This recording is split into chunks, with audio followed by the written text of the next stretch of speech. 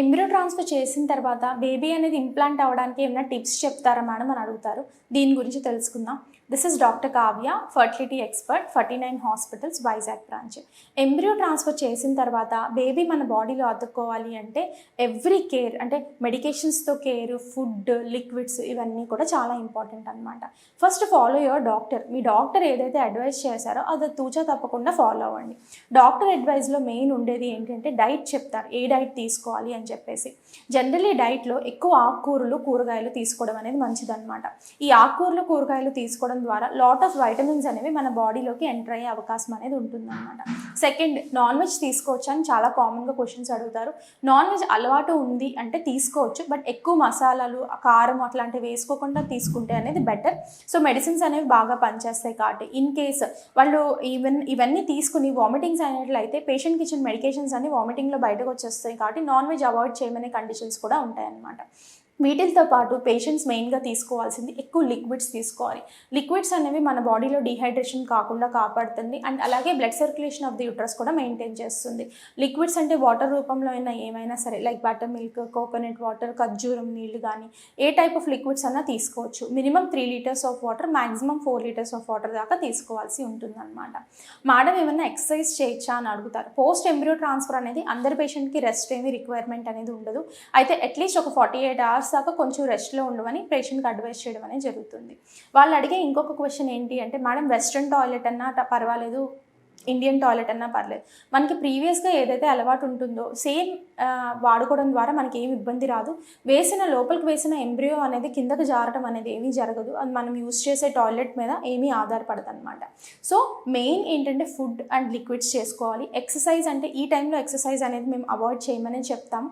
ఇంట్లో చిన్న చిన్న పనులు అనేది చేసుకోవచ్చు. బరువులు ఎత్తే పనులు అట్లాంటివన్నీ చేయకోకుండా ఉండటం అనేది మంచిదన్నమాట.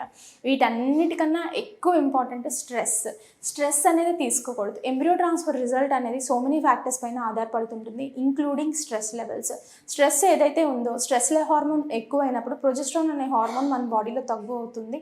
ప్రొజెస్ట్రాన్ అనే హార్మోన్ మన బాడీలో చాలా ఇంపార్టెంట్ హార్మోన్. ఆ హార్మోన్ ఉంటేనే ప్రెగ్నెన్సీ అనేది అతుక్కుంటుంది అనమాట. So when me stress levels increase చేసుకుంటారో, ఏదైతే స్ట్రెస్ హార్మోన్ ఉత్పత్తి అనేది జరుగుతుందో ప్రొజెస్ట్రాన్ హార్మోన్ తగ్గుతుంది. దాని మూలంగా ఇంప్లాంటేషన్ అనేది జరగకుండా ఉండే అవకాశం కూడా ఉంటుందన్నమాట. సో అన్నిటికన్నా ఇంపార్టెంట్ స్ట్రెస్ కంట్రోల్. ఈ టైంలో మీరు చేసుకోవాల్సింది ఏంటంటే స్ట్రెస్ కంట్రోల్ చేయడానికి ఏమైనా లైట్ మ్యూజిక్ వినడం కానీ, ఏదైనా స్పిరిచువల్ బుక్స్ చదువుకోవడం కానీ, స్లీప్ ప్యాటర్న్స్ మంచిగా ఉంచుకోవడం అండ్ బయట ఫుడ్ తినకుండా ఇంట్లో చేసిన పదార్థాలు తీసుకోవడం, ఇవన్నీ చిన్నగా కనిపించినా సరే ఖచ్చితంగా ప్రెగ్నెన్సీ అనేది రావడానికి ఎంతో తోడ్పడతాయి. ఇవి ఫాలో అవడం ద్వారా ఎంబ్రియో ట్రాన్స్ఫర్ సక్సెస్ అయ్యే అవకాశం ఉంటుందన్నమాట. మేడం మాకు పీసీఓడి ఉంది, పిల్లలు పుట్టలేదు, ఫ్యూచర్లో నాకు క్యాన్సర్ వచ్చే అవకాశం ఉందా నన్ను ఒక పేషెంట్ ఇవాళ అడిగారు. సో వాళ్ళు అడిగిన క్వశ్చన్కి ఆలోచించినట్టయితే పేషెంట్కి ఎక్స్ప్లెయిన్ చేయాలి అనిపించింది. సో యాక్చువల్లీ చెప్పాలంటే పీసీఓడి ఉన్న అందరి పేషెంట్కి క్యాన్సర్ ఏమీ రాదండి. సో పీసీఓడిలో ఎవరెవరికి క్యాన్సర్ వచ్చే అవకాశాలు ఎక్కువ ఉన్నాయని తెలుసుకుంటే అవన్నీ ప్రివెంటబుల్ కండిషన్స్. ఇంకేనా ప్రివెంట్ చేసుకుంటే వాళ్ళ ఫ్యూచర్లో ఎటువంటి ప్రాబ్లము రాదనమాట. ఫస్ట్ పీసీఓడి వచ్చేది వెయిట్ మూలంగా వస్తుందండి. ఈ వెయిట్ మూలంగా వచ్చే పీసీఓడి ఉన్నప్పుడు, లావుగా ఉన్నప్పుడు వీళ్ళకి పీసీఓడి సివియర్గా ఉంటుంది అండ్ ఎక్కువ రోజులు ఉంటుంది అనమాట. So this is one of the reason. Second, period సరిగ్గా రాకపోతే పేషెంట్స్ 6 months 8 months పీరియడ్ రాకపోయినా సరే ఇంట్లోనే ఉంటారు. మేడం మాకు ఎలాగో తెలుసు పీసీఓడి ఉంది, మాకు పీరియడ్ ఇర్రెగ్యులర్ ఉంటుంది, మెడిసిన్స్ ఎందుకు వాడుకోవాలి అని ఇంట్లో ఉంటారనమాట.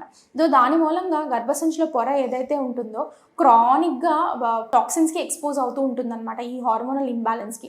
సో ఆ పొర ఏదైతే ఉంటుందో అది హైపర్ప్లేసియాగా, అంటే ఎక్కువ ఉత్పత్తి అవడం మూలంగా హైపర్ప్లేసియాగా మారి ఆ తర్వాత క్యాన్సర్ కండిషన్స్గా మారే అవకాశం అనేది ఉంటుందన్నమాట. సో పీరియడ్ అనేది రెగ్యులర్గా రావడం అనేది ఇర్రెస్పెక్టివ్ ఆఫ్ పీసీఓడియా నార్మల్ అని కాదు, ఏ పేషెంట్కి అయినా సరే పీరియడ్ అనేది రెగ్యులర్గా రావాల్సి ఉంటుంది.